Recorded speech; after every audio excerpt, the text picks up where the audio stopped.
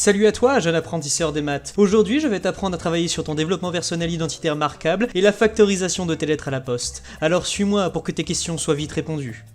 Bon, en fait, c'est une vidéo, tu peux pas me suivre. Le développement, c'est un énorme pan du calcul littéral qui, au final, une fois qu'on l'a compris, on le fait sans y penser. Et comme toujours en maths, le terme développement ne vient pas de nulle part, il va vraiment falloir étendre quelque chose. Imaginons qu'on a cette opération. Si vous êtes sérieux, vous savez qu'on doit d'abord faire ce qu'il y a entre parenthèses, puis effectuer la multiplication. On obtient 91.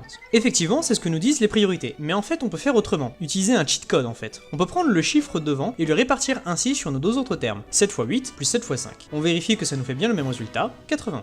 Mais pourquoi ça marche? Parce que ça marche, on peut faire ça avec n'importe quel nombre, mais qu'est-ce qui fait que ça marche? Essayons de comprendre, car c'est surtout ça les maths. Si on regarde la façon classique de faire, on obtient comme étape intermédiaire 7 x 13. Mais qu'est-ce que ça veut dire 7 x 13? C'est quelque chose qu'on a tous appris, mais qu'on a fini par faire instinctivement, du coup on ne sait même plus ce que ça signifie. 7 x 13, ça veut dire qu'on prend 7 exemplaires du nombre 13 et qu'on les additionne entre eux. C'est comme ça qu'on apprend la multiplication. Maintenant, regardons bien en détail ce calcul. On avait 8 et 5 au début, et ils n'ont pas disparu, ils sont toujours cachés dans 13 en fait. On peut toujours scinder 13 en 8 plus 5. On peut même le faire pour chacun des 7 13 qu'on a ici. On se retrouve avec ce long calcul. Et les attentifs voient peut-être où je veux en venir. Si on utilise le fait que l'addition est commutative, que l'ordre n'importe pas, on peut réarranger ça pour obtenir ceci. On a d'un côté 7, 8 et de l'autre 7, 5.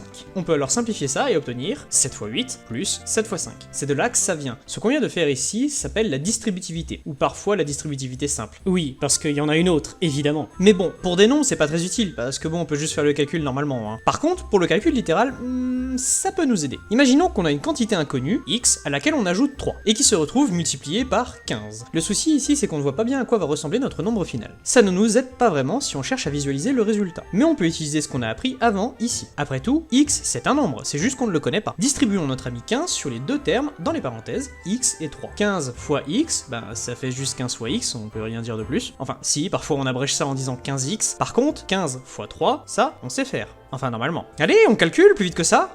Tout le monde a trouvé? 45, oui. Du coup, on sait que notre résultat final, ce sera en fait notre quantité inconnue fois 15 plus 45. On peut y voir un peu plus clair. Je pourrais enchaîner les exemples, mais c'est pas le but de ces vidéos, et il y a plein d'exemples en ligne, donc attends, la vidéo est pas finie, qu'est-ce que je raconte? Donc ça, c'était pour la distributivité dite simple. Je vais quand même m'attarder sur le cas où il y a un moins. Par exemple, on a un truc comme ça. Ici, on distribue notre 8 sur le x, mais il y a un moins après. Donc on peut voir ça de deux façons. Soit on voit ce qui est dans la parenthèse comme étant x plus moins 2, car soustraire, c'est la même chose qu'ajouter un nombre négatif. Et dans ce cas, ça fait 8 fois x plus 8 fois moins 2. L'autre façon de le voir, c'est de dire qu'on a un moins devant le 2, pas de moins devant le 8, donc c'est un plus. 8, c'est la même chose que plus 8, c'est un nombre positif. Donc de manière globale, on doit obtenir un truc négatif. Donc on aura un moins, pas un plus. Et on multiplie les deux nombres qui nous restent, ce qui nous donne 8 fois x moins 8 fois 2. Dans les deux cas, en appliquant correctement les règles de multiplication, on obtient 8x moins 16. Et si on a un moins devant le terme à distribuer, il y a des histoires de moins fois moins qui font plus, genre ici, moins 2 fois x moins 3, moins 2 se distribue sur x, ça fait moins 2x, et moins 2 va aller sur moins 3, moins et moins, ça fait plus, donc plus 6. Ou si on veut, il y a un moins devant le 2, mais pas devant le x, donc moins 2x, et il y a un moins devant le 2 et devant le 3, donc plus 2 fois 3, donc plus 6. On voit ça comme on veut. Ça, c'est pour le développement basique de la distributivité simple. J'ai parlé de ça, mais on peut aussi avoir un x qui se distribue sur un autre x ou un y, ça donnerait x au carré ou xy,